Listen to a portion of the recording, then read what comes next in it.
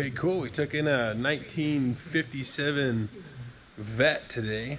Thought maybe you guys like to check this out. We're going to do some brakes, basic tune-up, try to get it running and started. Make sure we've got the wheels and stuff off of it right now. Just checking it out for brake lines.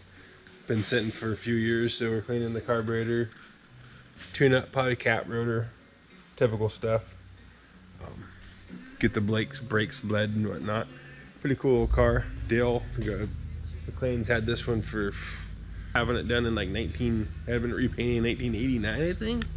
So 89, 99, 2009. So 30 years, over 30 years. I always like some of the old features, like the dash, the way the dash is done in it, and then these big long tail lights, lots of chrome, cool license plate. I am a 57. I just like all these badges and stuff, the way they're done. A lot more style back then compared to the cars these days. Always kind of enjoyed all these little hot rods. Not the biggest Corvette fan, but when you get into something like this hole with a big old fat grill like that just looks like a big mouth coming at you or something. Pretty cool little rigs. That's it for the day.